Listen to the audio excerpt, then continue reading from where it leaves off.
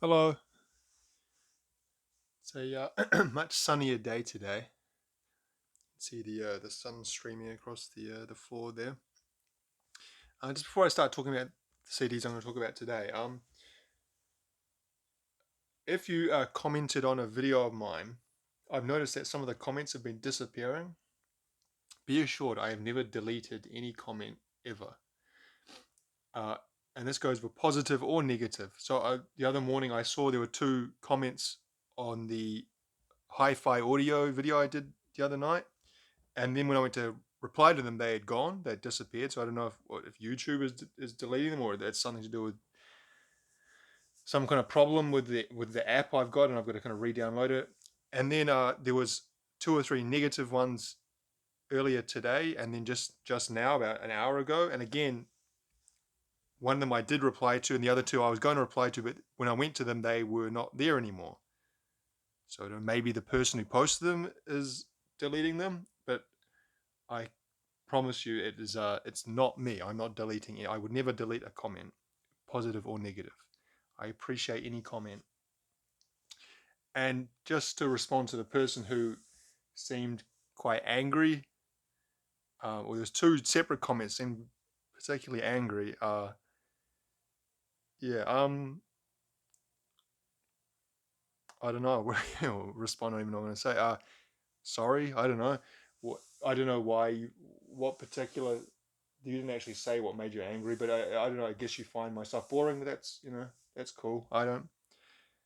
I understand that. Um, yeah, just I'm sorry if my video has been forced into your algorithm, and yeah, no hard feelings. Um,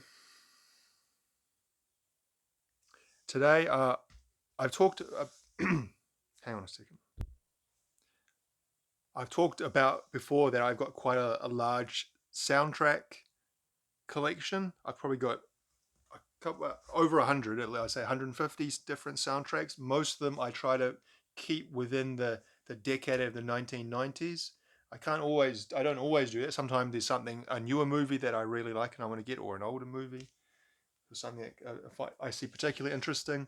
But I'll say that soundtracks almost exclusively I'd never pay over $1 for, because I'm much more liberal with my buying of soundtracks. I'm not as discerning. I don't just pick things that I know or want to hear. I think I said before, I'm building a collection within a collection in terms of the soundtracks. The same as what I'm doing with some of the 90s new age music as well, where I just kind of pick things up regardless of what they look like or what I think about them. But what I did, I just picked kind of five random things that I have on the shelf beside me, because most of the other soundtracks are actually not on my CD shelf there because there's not enough room for them. They're in the living room. So I picked five that are sitting on the shelf here as just an example of five that I have and five that I can talk about at least a little bit.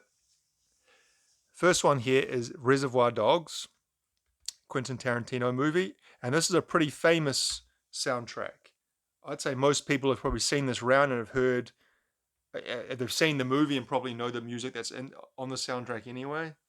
Um, so I think Reservoir Dogs is what, 92? Um, yes, I think that says 1992 down there. Hang on, I might just pull the curtain across the other way because it's doing something weird with the light. There you go, that works a bit better. So you can see the general uh, quality is fine. This was $1. Um, you can see there's a crack across here, black edging, which was common at this time. You can see almost all of them have black edging except for this one here, which was from 1999. So as we see towards the end of the decade, they changed up and started using the clear edging from about 97 onwards, I think. What do we have on this? There's the Reservoir Dog soundtrack is kind of a bit like, well, at least some of Tarantino's movies, they intersperse the songs with kind of snippets of dialogue or scenes from the movie, such as and Now Little Green Bag. That's an introduction done by Stephen Wright, the comedian, which is part of the movie. Little Green Bag is that song. Doesn't say who it's by. I've just realized it doesn't have the artist. That's weird. Who does Little Green Bag? I think it is well, actually I might say in here. Ding ding ding ding ding ding ding ding ding. George Baker. George Baker selection. Okay, so we got dialogue spoken by Stephen Wright, dialogue written by Quentin Tarantino. Then we have the song, then dialogue, Rock Flock of Five, dialogue spoken by Stephen Wright, written by Quentin Tarantino. Then we got Hooked on a Feeling, which is maybe the song we most associate with Reservoir Dogs, which is performed, which I don't think a lot of people know this, but by Blue Swede. Most people know the song, but they don't know who is performing it. Bohemiath, dialogue spoken by Stephen Wright, written by Tarantino. I Got You by Joe Tex. Magic Carpet Ride by Bedlam. I always thought Magic Carpet Ride was Steppenwolf, but it ain't. Fall for Love, Sandy Rogers. Stuck in the Middle with You, Steelers Wheel, which is also another song we closely associate with Reservoir Dogs. The scene with Tim Roth and the kind of, I guess, torture. Harvest Moon by Bedlam. Let's Get a Taco, that's another scene. Keep on Truckin', that's another scene. Coconut by Harry Nilsson. So most of that stuff is kind of 70s, isn't it? You got 72, 73, 71. Yeah, so I've never actually heard Tarantino talk about this soundtrack, because I've heard him talk about the Pulp Fiction soundtrack quite in depth and the reason why he chose different movies. Also about the Kill Bill soundtracks. But this one I don't know the song choices. Why? Because everything he does is always very thought out and nothing's by accident. So next one, 1999 End of Days. It's an Arnold Schwarzenegger movie you may have seen. I thought it was quite a good movie, but it didn't actually do very well commercially. Those kind of late 90s movies Arnold did, none of them did really well. There was the other one, Sixth Day, that also flopped, which is maybe why he went into politics. Now, I remember when this came out, see, the teeth are intact. When this came out, the big deal about this was it had a new Guns N' Roses song, the first new Guns N' Roses song since, I think, Slash and Duff had left. Oh my God.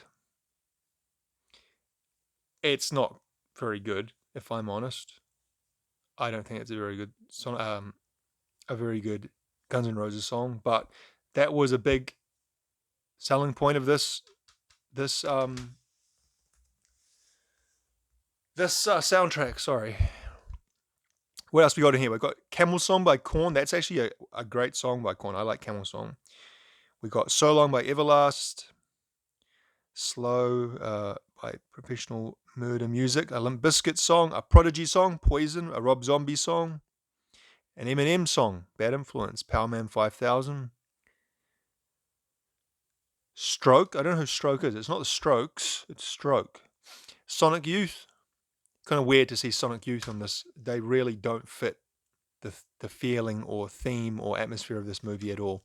And a Creed song. So yeah, that I've actually remember in the movie, some of the songs were used actually in the movie. There's one scene where Arnold's walking through the town or through a city and he's out on the street and you hear the Korn song in the background. I think it's been played by someone's like stereo system in the background as he's walking down the street. Yeah.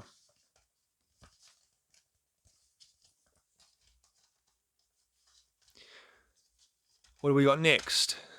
The Thomas Crown Affair. I've never seen this movie. Got what? Pierce Brosnan, sorry, and who's she? I recognize her face, but I don't remember her name. Rene Russo. Is that Rene Russo? Doesn't look like Rene Russo, does it? That's a name you don't hear. And there's all those female actresses in the 1990s, early 2000s who just disappeared.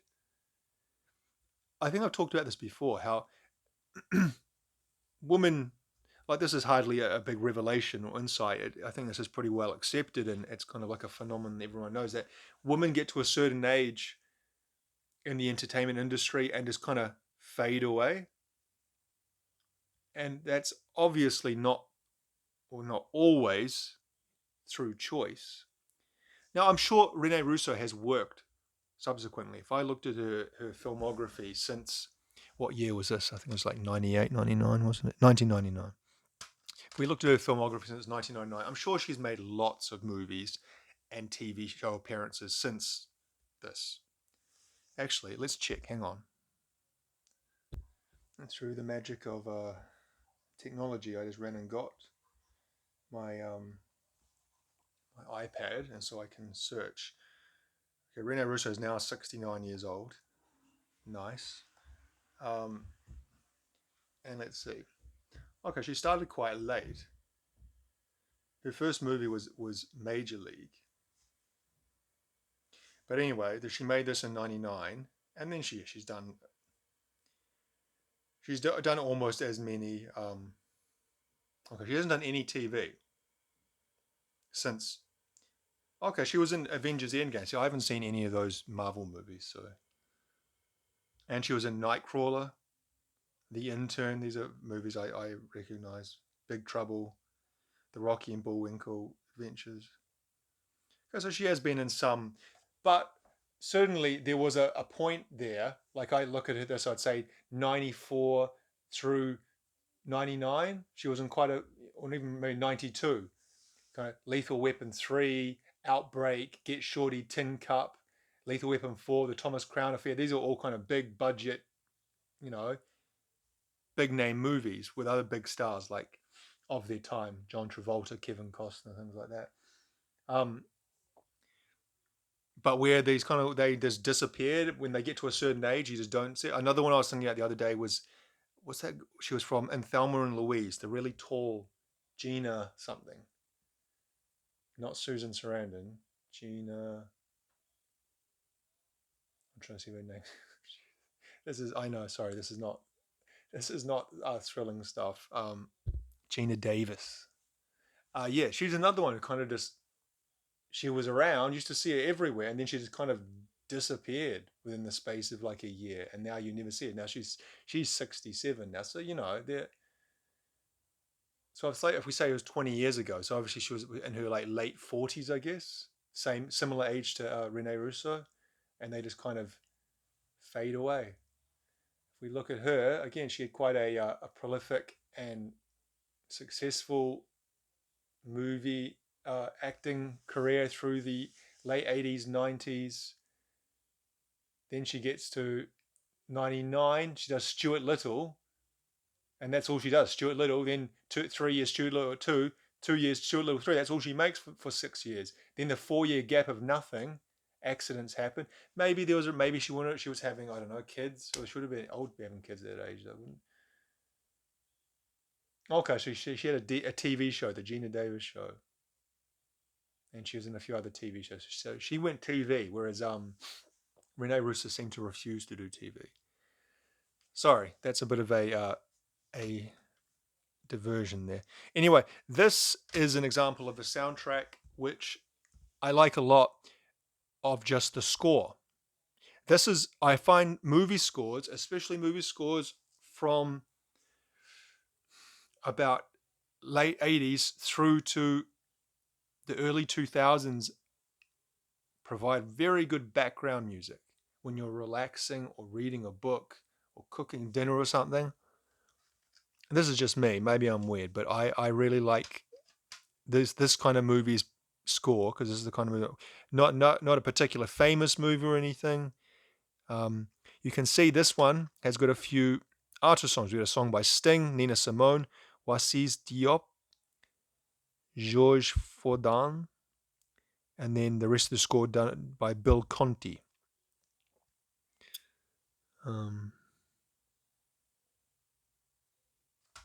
So yeah, you can see this was bought for $35 back in 1999. $35. With inflation, that, I don't know, inflation's gone nuts in the last year, hasn't it? But even just natural inflation over the last 24 years, $34, if you did that based on inflation. Let me do that.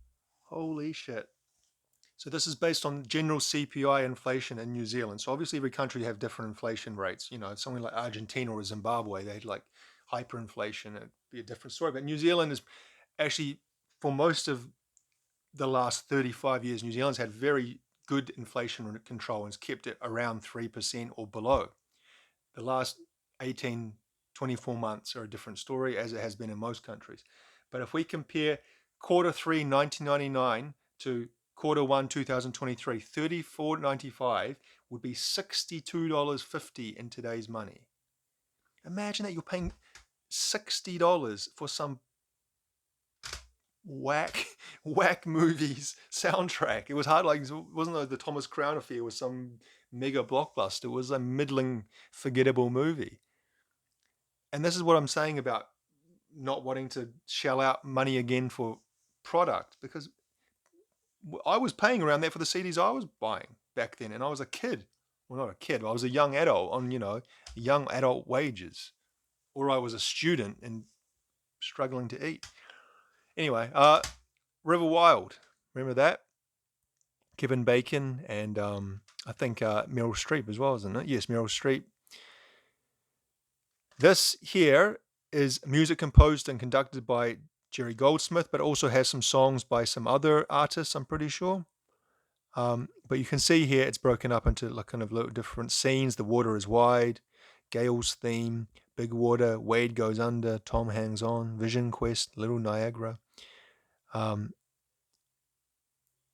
Where's that? That one there. Was it that one? Oh, The Water is Wide, performed by the Cowboy Junkies. That's the Cowboy Junkies. This movie was about 94. That says down there, doesn't it? 1994. And again, this is a pretty good soundtrack. I've listened to this a few times. Again, just as background music. It's not too invasive, but it's enjoyable. Sometimes you put things on the background and it's too in your face and it can't be background. You either you get caught up in wanting to listen to it, or it's like, I don't know, it's like it distracts you, or it's annoying or something. And that's maybe why I like soundtrack albums.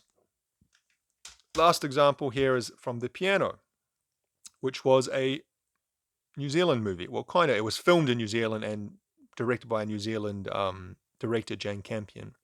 It was set in like 1840s settlers in New Zealand, and was filmed on the west coast of Auckland, my city, on Karikari Beach, which is a beautiful beach. If you ever get the opportunity to visit New Zealand, I recommend visiting Karikari Beach. It's about a 45-minute drive from central Auckland out onto the west coast, black sand beaches. And this is very much just the score. This is Michael Nyman, which I'm sure most people have heard of him as a very famous film score composer. I'm thinking Michael Kamen is someone else who I was get Nyman and Kamen mixed up. But this is a pretty good one. It's very heavily piano based, as you can imagine from the title of the movie as well. But yeah, I think those are 5 good examples of the kinds of things you see around a lot from the 1990s in terms of soundtracks. A mixture of famous movies that did really well, like Reservoir Dogs, to things that you barely remember, like the Thomas Crown Affair or the River Wild, or ones that have got songs on it that you like I said, that Corn song, Camel song, I like. And yeah, it's just a kind of a good selection of things the kind of things I usually have.